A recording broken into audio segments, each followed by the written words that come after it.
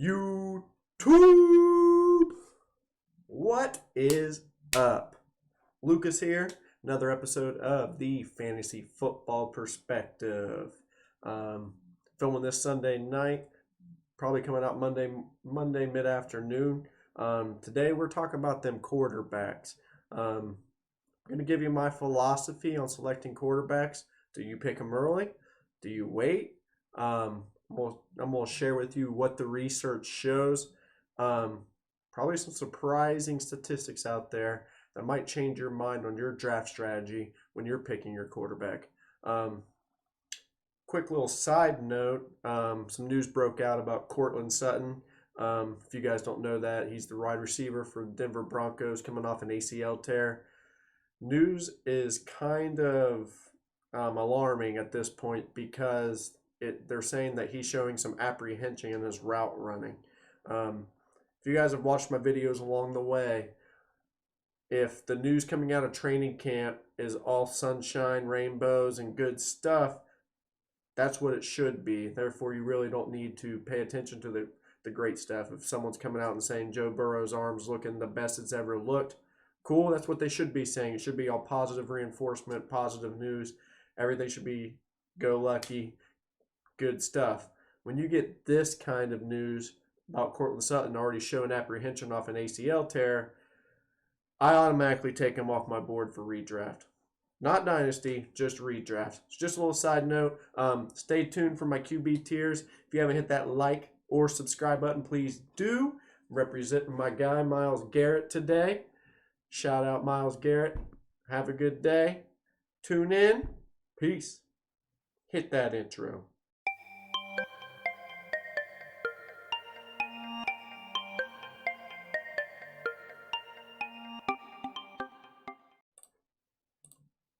So we talking about them quarterbacks today. Like I usually do. I hope this isn't in the way. I might move this out of the way a little bit. Quarterbacks. Are you taking Mahomes in the second? Because that's where he's going. What happens? Early second at that. My strategy with quarterbacks is to kind of sit and wait until the fifth, sixth round and just take whatever quarterbacks left over in my tier. And here's why. If we take a sample size right here, this C column, from the first ranked quarterback to the 12th ranked quarterback each year, so that's technically a QB1 for fantasy football. This is their points per game. Josh Allen was quarterback number 1 last year, to Matt Ryan being number 12. Points per game is 25-20. You had to take Josh Allen in the 5th round, which is actually quite a bargain. And Matt Ryan was going anywhere from the 8th to 10th round. So you can wait that long to get a quarterback that's supplying you 20 points a game. Let's go back a year before. Lamar Jackson scored 28 points a game, the best season of a quarterback ever, to Tom Brady, who's scoring 17. This is kind of even an outlier season. I know that gap looks a little bigger, but if you don't remember, this is when Lamar Jackson was completely off people's boards. Sometimes he wasn't even getting drafted. And he came in, MVP season, 28 points per game fantasy-wise. I mean, that's an outlier. Go a year before, Patrick Mahomes to Wilson. This is when Mahomes really, it's a sophomore season, but really rookie season in terms of playing time. He scored 26. Russell Wilson scored 19, 7-point difference. Mahomes won the MVP. This first one, Josh Allen was MVP runner-up to Aaron Rodgers. And then the only one other quarterback in the last 10 years who scored 25 points per game is Peyton Manning. And he also won the MVP. So there seems to be a correlation between the MVP award, obviously, and that's a good season, and scoring 25 or more points per game as a quarterback in fantasy. With that being said, especially the top 3, I don't quite remember what Peyton Manning's ADP in 2013 was. I'm sure it was good, high. But Allen, Lamar, and Mahomes, you could get them after the 5th round in all of these drafts. I'm not saying that someone's going to come out of left field this year and just take the league away, take the league by storm. But what I'm saying is you could wait for all these guys and they had league winning upsides. So that's the guys that I target when I'm doing my fantasy football draft. Um, the fact that even last year the difference between the first and the 12th is only 5 points a game really tells me that I have the ability to wait on a quarterback, stream quarterbacks if I have to based on matchup, and kind of build my team around the running back and wide receiver position to set me up for the most successful season I can have. Um, I also believe in QB stack a lot. So QB with their best receiver, I think that leads to a lot of success. If you were able to lock in Josh Allen in the fifth last year, then Stephon Diggs in the sixth or seventh, man, you had a heck of a season if you drafted pretty good workhorse running backs in the first and second round. So those are the kind of things I target when I'm going with QBs. And another thing, when I start digging into my tier list, all these top 12, top 14 QBs on this board, I'd be okay with any of them, to be honest with you. I started to write notes on each one. I was like, I don't really have to. They kind of speak for themselves. Um, when I'm tiering these, this is obviously just for the 21-22 season. Same rules apply as my other tiers. Once they're in a tier, it's not a specific order within the tier. I think they're all going to end about the same. So the same rules apply. But tier one's the best chance to finish number one. We got Mahomes, Lamar, Kyler Murray, and Josh Allen. Any football fan would probably agree these guys all have some rushing upside. Mahomes airs the ball downfield more than any other QB I've ever seen in my life. He's looking when he's scrambling, he's looking for those 70-yard bombs to Tyreek Hill down the sideline or a 50-yard post to Travis Kelce in the middle of the field. High octane offense. He's the leader. He's the quarterback. He's going to lead that team. He's going to get his 35 to 50 touchdowns passing as long as he stays healthy. Add in 2 to 8 rushing touchdowns. He's going to have a heck of a season. Lamar, I mean, the dude gets 1,000 yards on the ground, needless to say. Another caveat, how I'm doing this too, I'm kind of assuming that we're all in 4-point touchdown league. So quarterback gets 4 points for throwing a touchdown and 6 points for running. So that raises the value of these guys who can run. So Lamar, Kyler, and Josh Allen automatically get a bump in my book. Herbert, Dak, and Russell Wilson also kind of get a bump in my book in this kind of format. Also, Jalen Hurts, Tannehill. I'm assuming Lawrence will all get a bump as well in my head when I'm drafting. Lamar, I mean, he had the best fantasy football season of all time, 28 points per game as a quarterback. That's insane. Can he replicate that? Can he get there? He kind of did go down a little bit last year, but towards the end of the season, he started to pick back up to his MVP form. Can he keep that momentum going? The Ravens are a stacked team, high octane offense. They're hard to stop. They keep adding weapons. If they keep adding these weapons and he has the ability to throw the ball, they can't stack the box. Therefore, he's just going to keep running, and that's fantasy points in your pocket. Kyler Murray, this dude was on pace for the best fantasy season ever, but he got hurt. I think Kyler Murray is a huge injury risk for size. Kind of scary to draft, but he has shown he has the ability to put up outrageous numbers. 35, 40 fantasy points is not out of the realm week by week when you have Kyler Murray on the team. Super high upside, super high potential, but he's not a big dude. And that makes it a little scary when you have a running quarterback who's not a big dude. Josh Allen, the tank, led the league last year. I think he scored 406 points on the air, which is insane. 25 points per game. The man has a rocket for an arm, has the receivers. Running backs kind of iffy, but they are a pass first team. As long as they stay a pass first team, and Josh Allen sprinkles in his runs in the red zone, expect him at the top of that list. All right, tier 2. This is a decent chance to finish top 3. I mean, this is that tier. If we looked at the end of the year and we saw any of these guys 1, 2, or 3, would you really be surprised? No, but would we be surprised if it pushed one of these guys out? Yes, that's where kind of my mind is. This is where I have Herbert, Dak, Wilson, Stafford, Rodgers, and Brady. And some of those names might surprise you, and I'll explain my reasoning why they think they're going to do so good. Herbert's pretty self-explanatory. Dude was killing it last year. They bring in a new offensive coordinator, say they're going to run the offense through Herbert even more, higher pace. Hey man, that's going to be some big time numbers from Herbert. Dak, dude was on record pace last year too as far as yards, air yards. I do think, however, his numbers were a little bit inflated due to the fact that their defense was so awful that they were constantly playing from behind. These negative game scripts were causing these defenses to go into prevent defenses, and obviously Dak was eating that alive at the end of the game. However, their defense should be a little bit improved this year. Dak still has the ability to be, top 5, top 3 finisher as long as everything goes okay. Also, he's coming off that gruesome leg injury. All the reports say that he's doing all right with that. But as we've seen with like Carson Wentz and other people who has had injuries along the way, it can hamper your performance moving forward when you get those happy feet in the pocket. Something to look on. The reports have been okay so far, but you do want to pay attention to the reports when it comes to Dak's leg if you're choosing on drafting him. All right, Russell Wilson. Dude was on my team last year. He had a great season. I kind of getting the same vibes from Russell Wilson each year, though. He kills it for like the first 8 to 10 weeks. And then slowly his numbers start to dip a little bit. I don't know what that correlation is, why that keeps happening.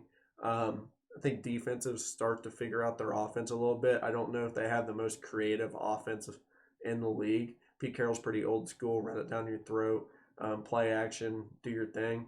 The game's always in Russell Wilson's hand. He's like the Michael Jordan of the NFL, in my opinion, because they expect him to do so much on every single play. Him and Mahomes are just like, here's the ball, do what you want. And I think that kind of dwells on him and kind of wears him down throughout the season. But if they keep letting Russ cook, he is going to cook. And he's in for a heck of a season. Weapons out there are great. He's going to have a good season. My next one's Matt Stafford. This one might surprise you guys. I think the Cam Akers injury actually helps Matt Stafford. You might ask why? Because I think they transitioned their offense to more of a Buffalo Bills approach where the ball's in Matt Stafford's hands a lot more. I think they were going to be a run-first team with Cam Akers, and then I think they just switched to a pass-first team after that injury. Granted, they still have the ability to bring in a veteran and switch back to their original running scheme. But if everything is as it is today, Stafford's going to be throwing the ball a lot. He's never had this many weapons at the same time. Obviously, he's had Megatron, probably the best weapon ever. But the supporting cast as a whole is just insane. And I think Sean McVay is a pretty good offensive coach. I think he's a little bit overrated, to be honest with you, as an offensive coach. But I think he's pretty good. But we'll see if he can scheme it up and see what Matt Stafford can do, because I think he's in line for a potential MVP season if the Rams defense is good and the record ends up good. Rodgers, coming off the MVP season, hey man, just put up those same numbers as last year. He's in Green Bay. He has the same weapons. Keep it up. Brought in his friend Randall. Hey man, proof's in the pudding right there. He already did it. Tom Brady, another potential MVP type season for Brady, in my opinion. Second year in the Bucks system. They usually give the MVP to a quarterback on one of the best teams. I think the Bucks are going to be up there 15-2, 14-3, even 16-1. Brady's going to be the quarterback of that team. I mean, he had the quietest 4,000 yards, 40 touchdown season I've ever seen. Can he replicate that? Can he push those numbers even more? I know we get an extra game, so he should beat those. But just getting comfortable with his weapons, man, the sky is the limit for Tom Brady this year. All right. Moving on, little caveat. This little number beside each quarterback is actually their average draft position in drafts. So to get Mahomes, you got to take him 13th overall, Lamar 38th. Just something to keep in mind when I was talking about my strategy drafting these QBs. Tier 3, most likely top 12 for this year, but some risk. So this is like if everything goes right on their team, they should be a low end QB1, high end QB2. That's kind of where I'd put them. And that's Jalen Hurts, Tannehill, Lawrence, and Joe Burrow. The reason I have them here, they all have rushing ability. Yes, Joe Burrow is coming off an ACL, but they all have slightly questionable teams. Tannehill less than the others, but their rushing ability and their touchdown upside should be high, which should contribute to high fantasy points. Jalen Hurts, in specific, I think is actually a better fantasy football quarterback than an actual quarterback. If he's getting goal line carries, they're doing the read option. I think he's gonna. There's not out of the realm of possibilities to score 5 to 10 touchdowns. Tannehill, the same thing. When he runs that read option at the goal line, the whole defense flows with Derrick Henry. It's usually a walk in for Tannehill. Lawrence has some high end speed that is just completely underrated. As an Ohio State fan, I watched him gut us a few times, and that guy can run. Burrow, too. He's not the fastest guy, but he is a scrambler. He's good in the pocket, and he can rip off those 10 to 15 yard runs pretty consistently. So I think he has some rushing upside as well. All those guys' rushing ability kind of bumps them up a little bit for me. I mean, anyone who says they can predict what the Jaguars' offense is going to look like is just completely lying. We think it's going to be good. Urban Meyer's a pretty creative guy. Lawrence has a lot of weapons there, so we'd kind of expect it, but there is some risk. Rookie QB, it's different. Joe Burrow coming off the ACL. I think the Bengals' offense is going to be really good this year. I think they're going to have a little bit of the Dak Prescott syndrome, and what I mean by that is what I said earlier. I think their defense is going to be so bad, the Bengals, that they're going to be falling behind by 2-3 scores. The defenses are going to go into prevent, and Joe Burrow is just going to eat that apart. So his numbers might be a little inflated, but it helps your fantasy team. All right, tier 4, safe but not flashy. These are those guys that are going to give you the 15 to 20 points a game, nothing more, nothing less. Baker, Matt Ryan, Kirk Cousins. Baker, I like Baker. Baker, I think, is a better actual quarterback than fantasy quarterback. One of the reasons that kind of hurts Baker's upside is the weather in Cleveland. I mean, he played in 3 complete monsoons last year, where he had like 5 fantasy points because every time he threw it, the wind was like 60 miles an hour on the field and it would just go out of bounds. So that does limit his upside. They are a run-first team as well. So with that game scheme, yes, Baker's upside is limited, but he is a heck of a quarterback. Matt Ryan lost Julio. Matt Ryan splits with Julio in the game, and with Julio out are not as good. Will he adapt to that? Calvin Ridley's still there. They bring in Pitts. They still have weapons. The offensive line got a little bit of an upgrade, nothing crazy. But he does have the ability to put up top 12 numbers.